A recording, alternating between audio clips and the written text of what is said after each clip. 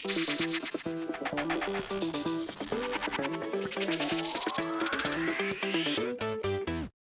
Chicago Bears absolutely destroyed the Buffalo Bills by a score of 38-0 to get their first win of the preseason and the first win of the Ben Johnson era in Chicago. What's going on, guys? I'm back with another Chicago Bears game reaction video. This video is out to you guys a little bit late because I was at the game last night. It was a blast. Being in the atmosphere at Soldier Field. I know it was only preseason, but it was really cool to see the atmosphere there. The fans were loud and cheering the entire game because there was a lot to cheer for in this game. So it's a pretty fun game to watch from a fan point of view being there. And it was complete demolition by the Chicago Bears. And yes, the Bills starters did not play. So we're not going to overreact to this too much. It is only preseason, a game in which the Bills starters did not even play, but there's still a lot to be optimistic about if you are a Chicago Bears fan. And the biggest thing to be optimistic about is how poised Caleb Williams looked in this brand new offense. This was the first snaps he took in a real game since last season, right? So to see the growth that he displayed in this game, again, I know it's only preseason going up against backups, but still there were a number of things he did in this game in the 2 drives that he played that made me really optimistic for how his season could be looking in 2025. And just to recap what he did on those 2 drives, okay, the first one especially, it was a drive which started at his own 7-yard line. He had to go 93 yards to get the touchdown, and that is exactly what he did. He started out with the rollout pass to Colston Loveland. Right after that, he rips a pass down the middle to Cole Kmet, a beautiful throw, okay, standing there in the pocket, delivering a dart down the field. That is exactly what you wanted to see out of Caleb last year, and we're seeing it already this year. After that, he had a pass to DJ Moore. We had a run after that, and then another pass to Colston Loveland for 18 yards. And a couple plays after that, he gets the ball to Olamide Zaccheaus in the middle of the field off of a switch release. Zaccheaus gets wide open, and he takes it all the way to the house, breaking a couple tackles. Zaccheaus has been a star for the Chicago Bears in training camp so far. So to see him continually make more and more plays, the 2018 Taylor Gabriel in the Chicago Bears offense, he could be super productive for the Bears, even though he's only on a 1-year deal, and we have such fantastic receiver depth. But fantastic play there by Zaccheaus. And just talking about Caleb on that drive, guys, he looks so poised and confident in the pocket. His feet were set on all these throws. Like, he wasn't escaping the pocket too much, besides for that one rollout, which was designed. So he wasn't having to be Superman on that drive, and he kind of looked like, in some ways, Jared Goff did in Ben Johnson's offense. Now, we know that Caleb has different strengths and weaknesses than Jared Goff. Like, they're not the same quarterback by any means, but the fact that Caleb was able to confidently deliver darts from the pocket, it kind of reminded me of watching Jared Goff in that Ben Johnson offense, just, letting his playmakers do the work, being accurate with the football, trusting his offensive line. That's things that Caleb has to learn how to do this year if he wants to succeed in this offense. And those are things that he's doing really well already, in training camp lately. And also, you guys saw that progress in the game. And I loved how he's, throwing with such anticipation too in this game. I mean, that ball to DJ Moore on that first drive, that was a pure anticipation throw, and he threw it to the exact spot DJ Moore needed that ball to be. So fantastic play there by Caleb. On the second drive, he also had a fantastic throw to Rome Odunze, also an anticipation throw, which Rome should have came down with that catch. Rome, you got to come down with catches like that, but unfortunately he dropped it that ended the drive. Otherwise, if he caught that, I think the Bears could have scored 2 touchdowns in this game very, very easily. But yeah, just fantastic stuff from Caleb. I mean, it was just everything I wanted to see out of him and the starting offense in this game. I wanted to see a touchdown. I got that on the first drive of this game, a 93-yard touchdown drive. I want to see growth and development from Caleb in the pocket. I got to see that. I need to see, our offensive line being capable enough to pass protect, and for the most part they did. Again, it's against backups, so the real test has not came yet. But if Caleb plays like this in Ben Johnson's offense, lets his weapons do the work for him, he doesn't have to be Superman all the time. Like, he's very easily going to pass for 4,000 passing yards and break every single Chicago Bears passing record, because, I mean, the bar is so low for that, but he just has such tremendous abilities. And we're seeing kind of what we saw Caleb Williams do in college back at Oklahoma and USC. We're seeing some of that come back now in Ben Johnson's offense. If you guys go back and watch the tape from Caleb Williams, college football games, he was not this player that always had to be Superman. I mean, there were so many examples of him standing confidently in the pocket and just, making magic happen from the pocket. Now, you only ever saw the crazy highlight reel plays, but I made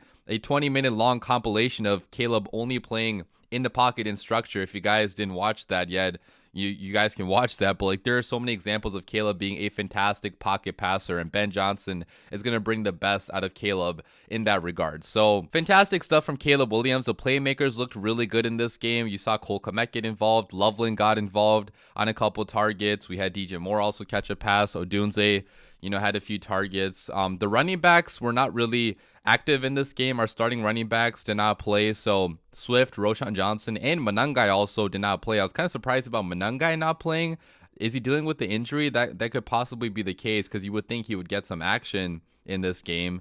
But yeah, it was like our third string running backs playing this game. But besides that, like the other weapons, starting weapons, they looked really good out there. They looked dynamic. They looked, capable of scoring a lot of points for the Chicago Bears this year. And again, I'm so happy with the Olamide Zaccheaus addition that we made in the offseason, because he just continues to make big time play after big time play. This dude just always shows up. So, fantastic stuff from the starting offense. Talking about the starting defense, they were lights out too. I mean, to allow basically nothing to happen in that first quarter when the starting defense was out there. I know, again, it was going up against backups, but still, they were just forcing 3 and out after 3 and out. Pass rush was looking pretty good. Mike White did not really have much time at all to get anything going. The run game was completely shut down. So hats off to the Bears' entire secondary and defensive line for allowing basically nothing to the Buffalo Bills in the first quarter of this game. And then talking about the backups, guys, the backups continue to dominate. So I thought Tyson Bagent had a really good game in this one, a much better game today than he played in the last one. He passed for 196 passing yards, 1 passing touchdown. He had a couple like really exciting plays in which he had to escape the pocket, and he still, evaded the pressure and delivered really accurate balls down the field. I mean, he is more than capable to be a great backup quarterback. A lot of teams out there would want a Tyson Bagent on their roster to just be that backup quarterback in case injuries happen to the starter, to just, run the offense and, not do anything crazy, but just be able to win games with him. Like, you can win games with Tyson Bagent if everything around him is going well, which right now it is for the Chicago Bears. We have so many weapons. We have,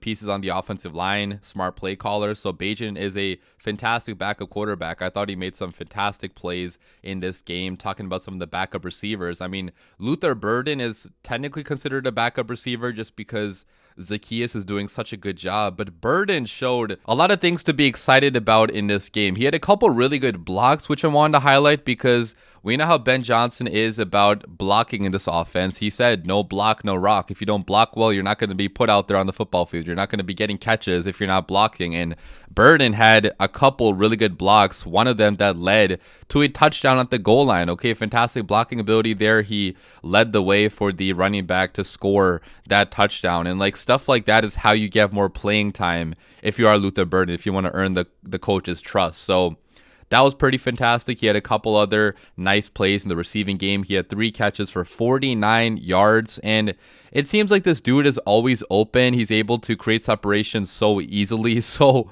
guys, the fact that the Bears are 4 deep at the wide receiver position is just insane. And then we got Colston Loveland and Cole Kmet at the tight end spot. I mean, the Bears are spoiled with weapons right now. Like, I have never seen the Chicago Bears have this many weapons in my life. So, fantastic stuff from Luther Burden. Tyler Scott also had a couple nice plays. He had 3 catches for 54 receiving yards. He had that long of 35 in which he got a lot of yards after the catch. So, maybe Scott could also find a way to make this team as a receiver number 5 or receiver number 6. Joel Wilson also had a pretty good game. The backup tight end, he had 4 catches for 41 receiving yards. So pretty active in this game. He's probably not going to make the roster because the Bears don't have space in the tight end room right now, but maybe he could be a priority guy to add to the practice squad because he showed up big time in this game. And some of the backup running backs I want to talk about. Ian Wheeler. Okay, I love this dude. He had 80 rushing yards. He had 2 rushing touchdowns. This dude runs with such tremendous, anger. It kind of feels like he finishes runs. He's pretty fast and agile. So maybe there's a world in which he makes the Bears roster, although it's more likely he's going to be put on practice squad. But we'll see what happens with Ian Wheeler. He had a fantastic showing today. I thought he showed off his burst and his acceleration recovering from that injury. He seems like he's fully recovered. So great stuff from Ian Wheeler. And talking about the backup defense a little bit, I mean, we allowed 0 points in this game. So basically everybody played really well. Austin Booker had a sack in this game. He went down with an injury though, so hopefully he's completely fine. But Austin Booker had a big time sack. Billings played deep into this game for some reason, but he also had a sack. I mean, Billings is fantastic. So the fact he's playing up against backups, like he was going to dominate against those players, and that's exactly what he did. I thought Ruben Hippolyte also looked pretty good in this game. He had a bunch of special teams tackles, but when he was out there on the football field, he had 5 tackles on defense, and his speed is tremendous, guys. Like, he is built like a safety, so he can cover a lot of ground very fast, and if the Bears can develop him, he could be a fantastic depth linebacker. He played very good in this game. Amen Ogbongbemiga had a couple nice plays. But like, those are the main guys I want to talk about. There's not much else to discuss about this game because, again, starters barely played. They only played for 2 drives, and the Bill starters did not play. But I just wanted to highlight like how much I really appreciated Ben Johnson's coaching in this game, and Dennis Allen too, for that matter. I mean, the Bears were coached really well in this game. They absolutely dominated this opponent. They had 528 total yards to the Buffalo Bills only having 180 total yards. That is complete destruction, even for it being preseason. I mean, the Bills backups could not do anything against our backups, or obviously against our starters too. So, you know, it's just really fun to see stuff like this. Like, you saw Ben Johnson on the sideline, like, winking at the cameras, and he just had, like, a stoic look on his face. Like, you know, in the back of his head, he knew that this really doesn't mean anything, and there's still a lot of work to be done. And that's why I love Ben Johnson, okay? He's not going to be satisfied with winning 38-0 in a meaningless preseason game. Like, he wants these wins to be in games that actually count. So that's why he's not getting too high or too low. So let me know what you guys thought about this game down below in the comment section. Oh yeah, one more thing I forgot to add. Our boy Mitch Trubisky, he looked horrible in this game. I mean, we did not allow Mitch to do anything. So I'm sorry, Mitch, like we had to do you like this, but at least he's making a lot of money as a backup quarterback. We will always have that 2018 season. Mitch will always have a place in our hearts, but yeah, we had to destroy his team out there yesterday, unfortunately. But leave your comments down below, guys. What do you guys think about this game? I'll be back with a game preview for the Chiefs game probably in the next few days. That game is on Friday, so coming up here pretty soon. Starters probably will not play if I had to guess, okay, on a short week, but we'll see what Ben Johnson says.